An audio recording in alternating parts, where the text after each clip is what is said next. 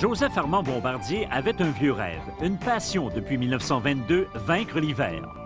En récompense à des années d'efforts et des succès mitigés, il inventa le ski dog, cet autoneige, cet engin du diable devenu la motoneige skidoo. À 130 km de Montréal, Valcourt est le berceau de ses réalisations, regroupées dans ce musée. On y retrouve ses différents prototypes et le premier modèle skidoo de 1959. Aujourd'hui, la technologie, dont le simulateur, poursuit l'œuvre de l'inventeur. 71 ans après la création du premier véhicule à neige, le Grand Prix de Valcourt nous offre maintenant la Formule 1.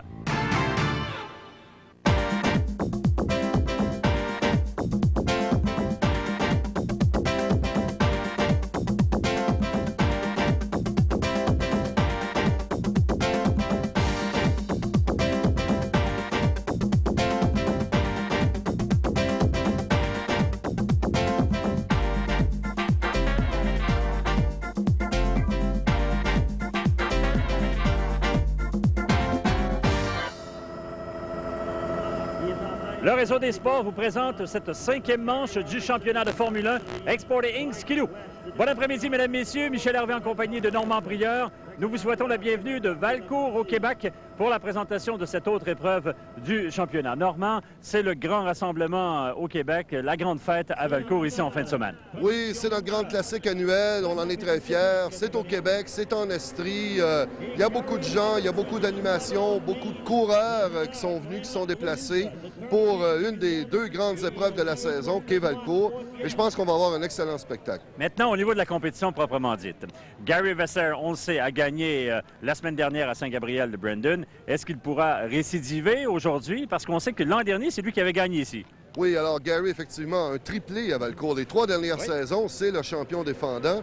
Et Gary était ici tôt en semaine, après Saint-Gabriel, a pu tester, a pu se préparer. Et les premières indications comme ça sur des essais privés montrent qu'il est excessivement rapide. Mais attention, un qui est prêt, je pense, c'est Jacques Villeneuve. Oui, hein? Oui, justement, Jacques a connu de bons résultats à Saint-Gabriel. Une 4e place et il montre des dents ces temps-ci.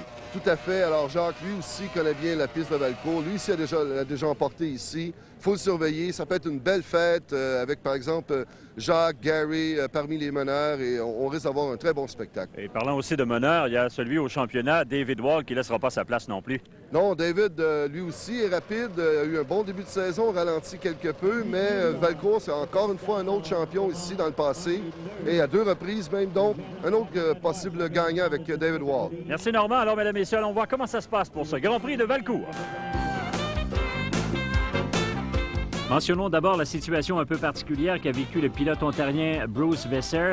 Ici, lors d'une épreuve de qualification plus tôt dans le week-end, il a pris un départ un peu trop rapidement. Le signaleur lui indique de prendre la ligne arrière. Vesser n'était pas du tout d'accord avec la décision. Il a pris quand même le départ sur la ligne avant. On le voit ici compétitionner avec Gord McDonald qui lui aussi avait volé le départ. Il a été rétrogradé derrière. Vesser est venu ici prendre l'intérieur à McDonald pour prendre les devants lors de cette épreuve de qualification. Vesser a même pris le premier rang au fil d'arrivée, mais on voit le signaleur qui donne le drapeau à McDonald, éliminant, disqualifiant du même coup Vesser, et il devra participer à la course de la dernière chance.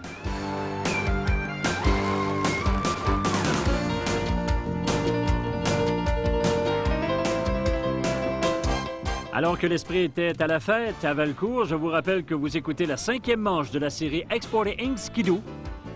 Une présentation de Sea-Doo, un monde de sensations. Et de Ford du Canada, Ford des idées qui font du chemin.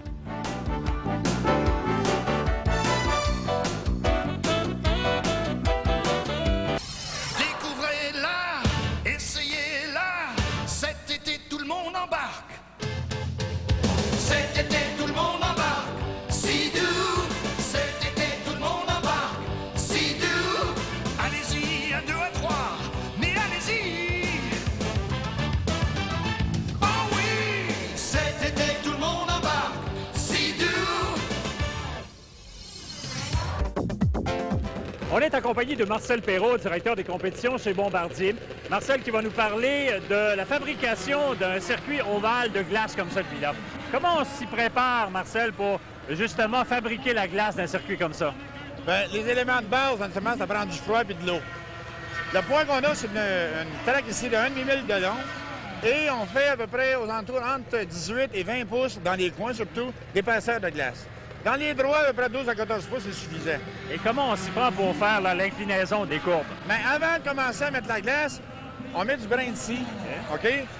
Qui a deux fonctions en réalité. Un, pour banker dans les coins, mais aussi pour protéger pour l'asphalte, parce que le soleil va chercher le noir. Donc, ça aiderait pour faire fondre la glace. Donc, on met une couche de brin de scie, et là, on remet la glace par-dessus, l'eau par-dessus. Maintenant, lorsqu'il y a une compétition de fin de semaine comme celle-ci, on peut perdre combien d'épaisseur de glace? Quand la température est très froide, tu peux perdre à peu près 6 pouces. Okay. Mais quand la température est très chaude, tu peux perdre jusqu'à 14 pouces de glace. Évidemment, Bombardier jouit d'un véhicule comme celui-là tout à fait unique au monde. Qu'est-ce que ça fait, un véhicule comme ça? Un camion comme ça, c'est un camion militaire, OK? De traction sur les 6 roues. On a pris le camion, on l'a modifié pour arroser la piste. Merci beaucoup, Marcel. Merci.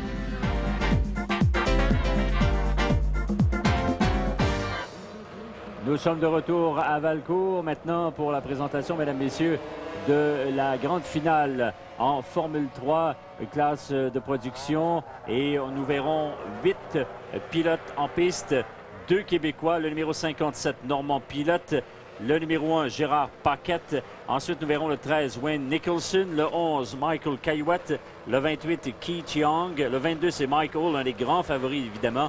Jim Appleson, c'est le numéro 7, et le 30, Brian Sturgeon. Normand, c'est vraiment le NASCAR de la motoneige qu'on va voir au cours des prochaines minutes. Oui, c'est ce qu'on va généralement dire de la Formule 3. C'est un match entre manufacturiers. On retrouve des bolides très largement modifiés, mais qui ressemblent dans leur apparence beaucoup aux motoneiges qu'on retrouve chez les concessionnaires, que les gens peuvent acheter. Alors, on est très près de NASCAR, mais cette fois sur glace. Voilà, c'est le départ qui est donné. Et tout de suite à surveiller Mike Hull et Normand Pilote. Alors, c'est Normand Pilote, à la surprise de tout le monde, qui a pris les devants, et Mike Hull qui tente vers l'intérieur de venir le chercher.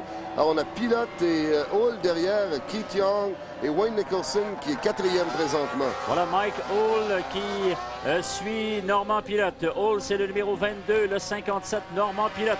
La lutte qui est très vive entre ces deux pilotes. Oui, alors voilà, on voit justement Pilote qui va très haut à l'extérieur. Hull tente de le faire de l'intérieur, mais j'ai l'impression que Pilote a meilleure manœuvrabilité présentement dans les coins. Ses virages sont plus doux.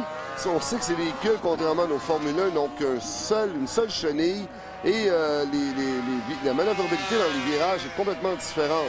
Alors, un pilote qui a vraiment le motoneige à point va dominer.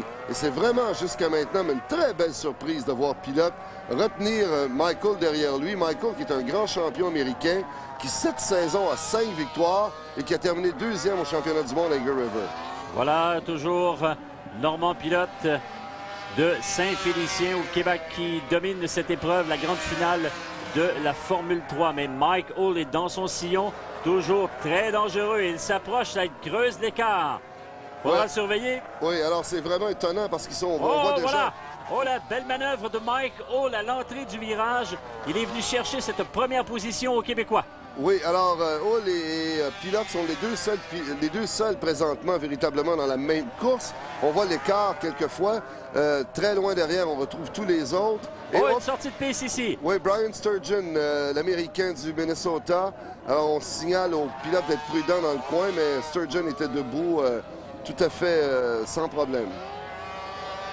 Alors, toujours Mike Hull en tête d'épreuve et il est suivi de Normand Pilote avec la mi-course de compléter pour cette finale de Formule 3. Alors, Hull maintient son rythme. Il a l'habitude de dominer ses épreuves, de prendre beaucoup d'avance sur les autres. Et on le voit encore ici vouloir creuser l'écart avec Normand Pilote. Mike Hull toujours en tête de cette épreuve, suivi de Normand Pilote. Et là, on voit le signaleur André Fontaine qui va du drapeau rouge, neutralisation de l'épreuve. Un autre pilote au même endroit que Sturgeon est sorti de piste. Et c'est, selon nos informations, Jim Appleson. Oui, effectivement, Appleson, le pilote de l'État de New York, qui lui sort au même endroit que le pilote précédent, si bien qu'on doit arrêter la course. Ce serait intéressant de voir ce que Hull et Pilote feront avec un nouveau départ. Ils seront rapprochés et ça peut véritablement changer les données de la course complètement. Alors qu'on s'affaire à replacer le tout, on va faire une courte pause. Restez des nôtres, encore beaucoup d'action là dans quelques minutes de reprendre le départ de cette grande finale. Et là, il y a un fait assez particulier. Normand, Michael est derrière le peloton. Oui, alors Mike a eu des problèmes techniques, il a eu des hésitations et on l'a envoyé en arrière de peloton, ce qui donne la voie libre à toute fin pratique. Espérons-le à Normand Pilote pour une belle victoire québécoise peut-être. C'est maintenant Wayne Nicholson qui occupe la deuxième place, l'Américain d'État de New York. Alors le numéro 13, Wayne Nicholson, derrière Normand Pilote. Alors Pilote, là, livrait une belle lutte avec Mike Hall depuis le début de l'épreuve. Et suite à cette sortie de piste de deux motoneiges, on a dû reprendre le départ et ça laisse le champ libre à Normand Pilote, là, qui fait cavalier seul en tête. Avec moins de 2 tours à faire maintenant, Pilote qui maintient bien sa motoneige, Nicholson qui se rapproche quelque peu de lui, mais quand même l'écart est quand même suffisamment important pour anticiper une très belle victoire peut-être du Québécois Pilote qui, rappelons-le, a été pendant 3 saisons consécutives le meilleur pilote québécois. Maintenant, le dernier tour, un tour à faire pour Pilote. Voilà, Normand Pilote, toujours en tête de l'épreuve, cette grande finale en Formule 3. Ce serait toute une performance alors qu'il y a un pilote qui a abandonné. Le Québécois Paquette qui a abandonné. Gérard Paquette qui a laissé la compétition. Normand Pilote qui va s'amener avec ce dernier tour de piste pour la victoire en catégorie Formule 3. Le drapeau à damier est sorti. Voilà, la victoire est confirmée pour Normand Pilote de Saint-Félicien au Québec. Alors, on a vu Pilote signifier sa joie dès son passage au fil d'arrivée. On le voit encore célébrer littéralement. Je pense qu'il est très heureux de cette belle victoire ici à Valcourt. Normand Pilote, donc superbe victoire en territoire québécois. Hewitt termine 3e, Keith Young 4e et l'autre Québécois, Gérard Paquette, est 5e. Un des favoris, Mike Hall, a dû se contenter de la 6e position devant Jim Appleson.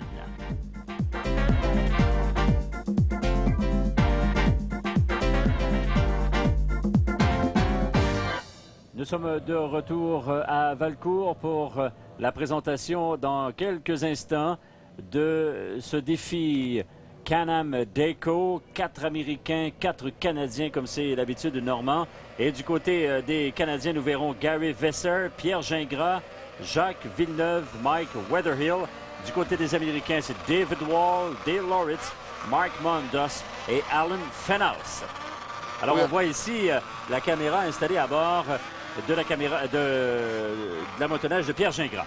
Oui, tout à fait. Et c'est la première fois que l'équipe canadienne est vraiment représentative, je pense. On a les meilleurs noms ou les meilleurs pilotes à toute fin pratique. Et ce sera intéressant de surveiller notamment le duel entre Gary Vesser et David Wall. Ça pourrait être une répétition de la grande finale qu'on aura plus tard dans le programme ce week-end ici à Valcourt. Et on sait que depuis le début de la saison, à chacune des épreuves, les Américains l'ont emporté et ils dominent présentement dans les classements. Alors on voit ici, Normand, Pierre Gingras, là, vous voyez à gauche, tout juste à gauche ici, là, c'est la petite caméra miniature qui nous fournit d'ailleurs ces images que nous verrons en piste. Alors c'est un coup d'œil tout à fait particulier du tracé d'un demi-mille de Valcourt. Oui, alors cette année, c'est une innovation. Ça nous permet de voir un peu ce que les pilotes doivent vivre sur la piste. Voilà, André Fontaine vient de donner le départ. Tout de suite, à l'intérieur, à surveiller David Wall. Il y a Gary Vesser aussi qui montre des dents. C'est lui qui prend la tête actuellement. Pierre Gingras est derrière lui. On voit Jacques Villeneuve là tout près également. David Wall est en 3e position. Oui, alors Gary est venu chercher de l'extérieur la première position. Et Gingras maintenant qui remonte, qui est tout juste à côté de David Wall. Alors, belle prestation de Pierre Gingras sur ce départ, Michel. Alors, toujours Gary Vesser là qui est suivi de David Wall. Pierre Gingras occupe la 3e position. Est-ce que c'est Jacques Villeneuve? Oui, qui est en 4e place. Oui, alors Dale Lauritz qui suit derrière. Et ça, normalement, c'est la caméra à bord du bolide de Pierre Gingras. On voit très bien que le pilote a énormément de difficultés lorsqu'on se retrouve dans le peloton derrière les meneurs. Voilà, alors c'est effectivement le même problème qu'on a vécu à Saint-Gabriel. Il y a eu de la température très froide. Les poussières de glace ne retombent pas et on voit la belle bagarre présentement entre David Wall et Gary Vesser. Gary à l'avant, Wall sur ses talons. Et Wall maintenant qui tente de lui faire l'intérieur, ce qu'il fait d'ailleurs. Voilà. Alors il sera dangereux là, c'est à surveiller pour David Wall qui s'amène. côte à côte, David Wall, Gary Vesser. Est-ce que Wall pourra le remonter? Surveillons bien le prochain virage.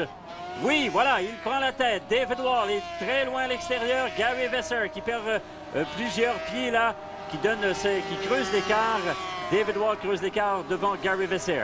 Alors, ce qui est intéressant de noter, c'est que juste derrière, il y a Pierre Gingras. Alors, Pierre qui se défend très bien. Il y a un autre Canadien qui suit derrière, si bien que pour la première fois cette saison, nos amis canadiens semblent vouloir montrer des dents. Et même si M. Wall domine présentement, c'est intéressant de voir les Canadiens bien se présenter. Voilà. Le drapeau à damier, Normand, David Wall, Gary Vesser et Pierre Gingras terminent premier, deuxième et troisième respectivement. Donc les Américains qui conservent cette domination du côté du défi Can-Am Deco.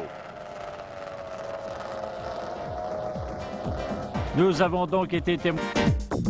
Jacques Villeneuve, qualification hier.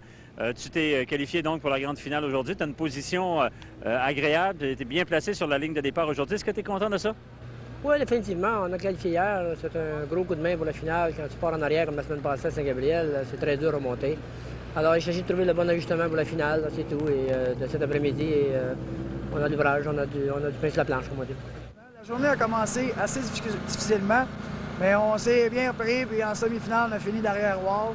Donc, on est classé troisième pour la finale. C'est quand même une bonne position. Puis on espère beaucoup. On espère toujours de gagner devant nos amis et notre famille, mais c'est pas facile. Ils veulent tous gagner. On va donner notre possible, 100%. La stratégie encore aujourd'hui, toujours tenter de prendre la première place? Oui, le départ, c'est 80% de la course. Si on peut partir dans les premiers, la visibilité va être beaucoup plus facile. À partir de la 7e-8e position, la visibilité est très difficile. Donc, ça prend un bon départ. De retour à Valcourt pour la suite de cette 5e manche de la série de Formule 1 Exported Inc. Skidoo. Et tout est en place maintenant pour la grande finale de Formule 1. David Wall, on l'a dit, a mérité la position de commande. Lui qui est un ancien champion mondial normand, vainqueur ici même à Valcourt en 1989. Et à ses côtés, nous verrons le Québécois Jacques Villeneuve, le bolide numéro 96. Ensuite, c'est Gary Vesser et en 4e place, Pierre Gingras. Alors, belle prestation de nos Québécois en ronde de qualification. Alors, oui, Pierre et Jacques, tous deux sont bien qualifiés. On peut anticiper les plus belles choses de leur part pendant cette grande finale. Souhaitons-leur la meilleure chance. Le signaleur est à son poste. André Fontaine, voilà, c'est le départ. Surveillons David Wall, Jacques Villeneuve, Pierre Gingras. Wall tout de suite en tête. Villeneuve attaque à l'intérieur. Oui, Pierre Gingras, 3e, ce qui est très bien. Mandus également dans le lot des premiers et un des frères Vesser qu'on aperçoit. Mais c'est David Wall qui a pris le meilleur départ et Villeneuve qui est dans ses talons. Alors, ce serait intéressant de voir cette lutte-là. On a également un des Mandus qui suit et Pierre Gingras toujours très bien placé, 4e. Alors, David Wall est sorti en trombe.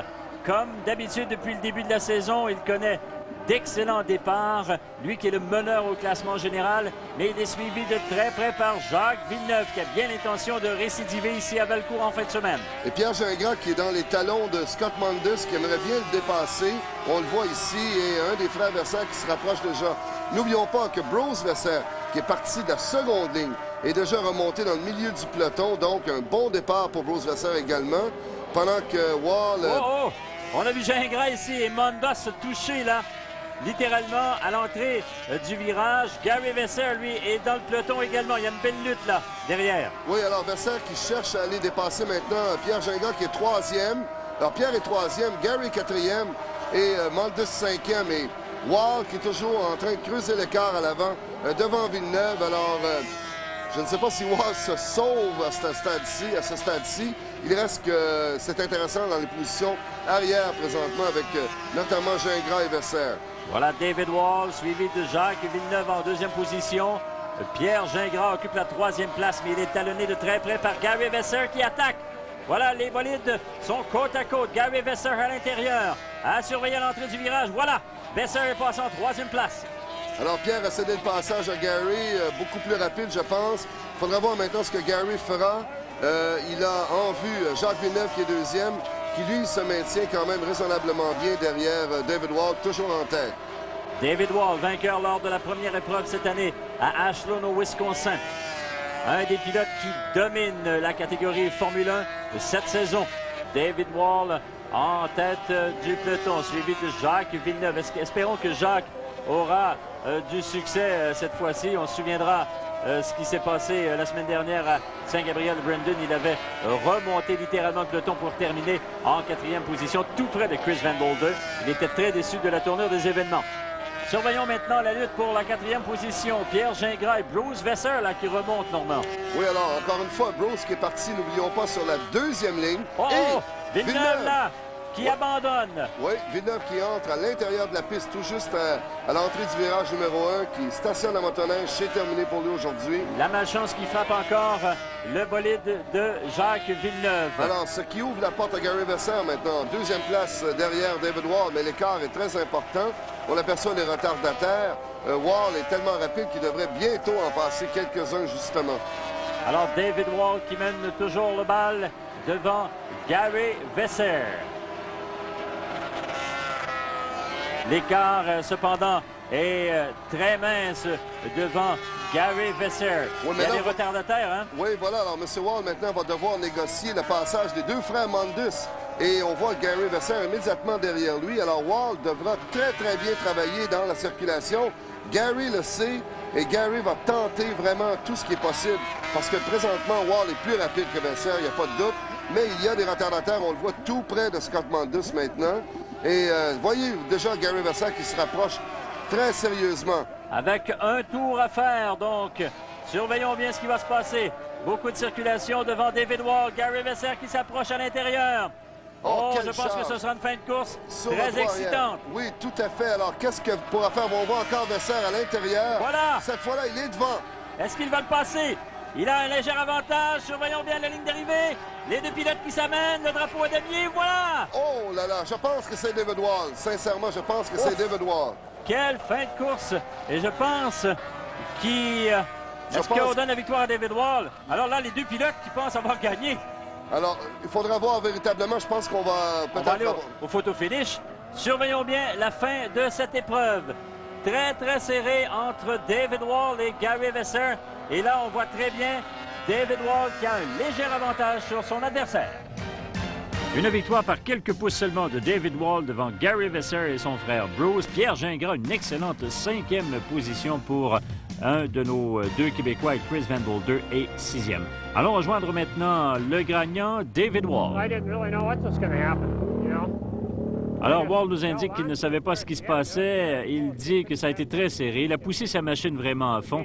Et selon lui, il a gagné par une longueur de ski. Il indique évidemment que ça a été toute une lutte avec Gary Vasseur. David Wall est donc... Cette 5e manche de la série de Formule 1 Exporter Inc. Skidoo vous a été présentée par